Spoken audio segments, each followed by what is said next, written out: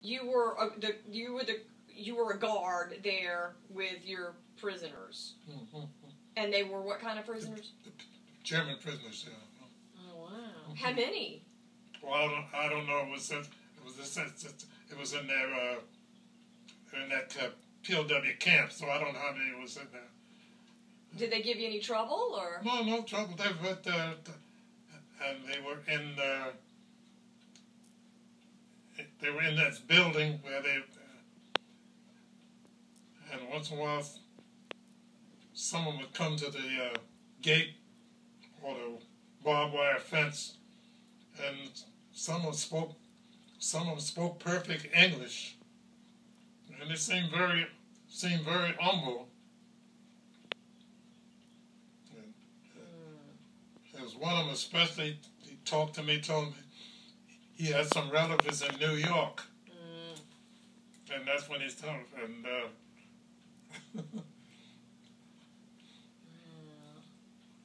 he said to me in broken English, he says he didn't care to fight no more than we did, you know, but they were forced to do it or else.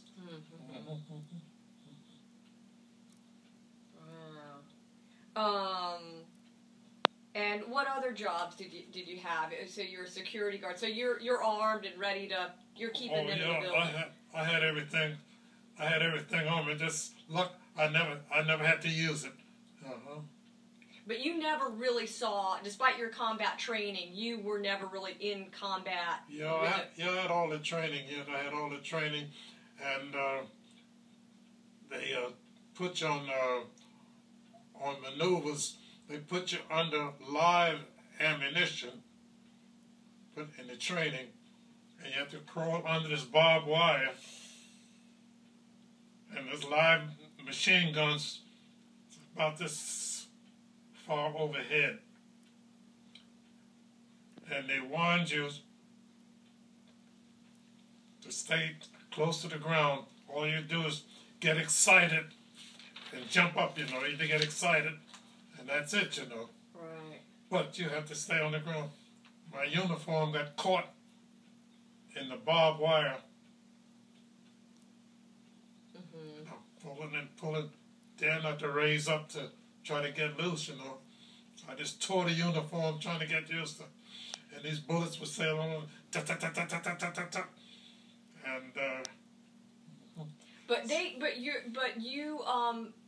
you were kept off. You really never saw any combat. You had all this training, but you never saw any. Never. Okay. I was saying maybe they thought I was too old doing that. See, the young people, some of the young ones going. Do you think it was that, or do you think it was? Do you think they knew you were married and they knew you were older, or do you think they thought you were just too old and these younger guys were better soldiers? Sometimes that's what I was wondering. You know, kept this shifting me around. You know, different jobs. You know. Because just like today, these over in the Middle East, you saw all these young ones, late teenagers and early 20s.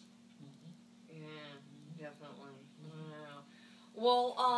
Well, how did the war wind up for you then? How long were you in Italy? Well, I was there up until the end of the war, and before they dropped that bomb over Hiroshima, we were getting ready to go into a new phase of training for the Pacific. Oh.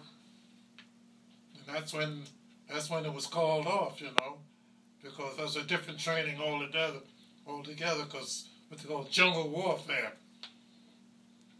And after they dropped the bomb on it, I said all that was canceled, you know. Well, do you remember the end of the war? Do you remember what y'all's reaction was, or how do you remember hearing that the war was over? Well, they could hear all these loudspeakers that Japan had surrendered and Germany had surrendered.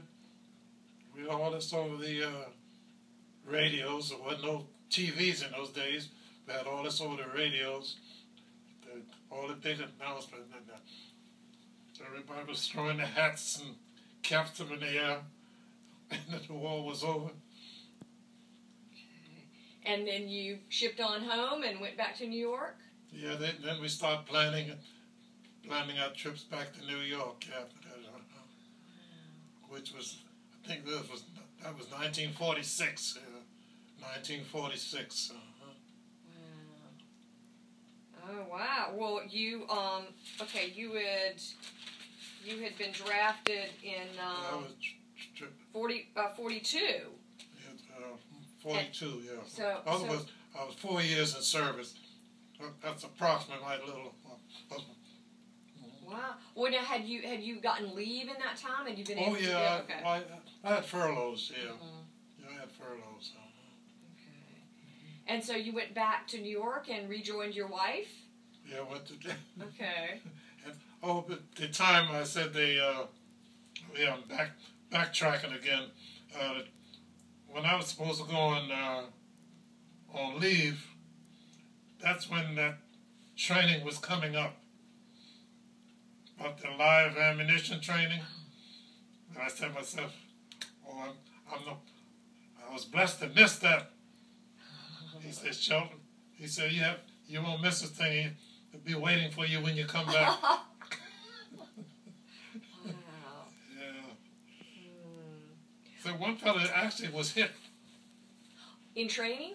Yeah, in training. Wasn't serious, but he was wounded, wasn't in service. Wow. Wasn't in that, wasn't serious, you know. Nothing life-threatening, but that shows you just have to do what they told you to do, you know. I was always afraid the machine was bolted down, so in a certain position. And instead of that bolt ever come loose, that was something else. That was bolting off. Well, now how did you? So you were in Italy. You did a lot of training stateside. But how long were you actually in Italy? Oh, in Italy, I was it wasn't quite 2 years. I don't remember the exact time. Wasn't quite 2 years in Italy.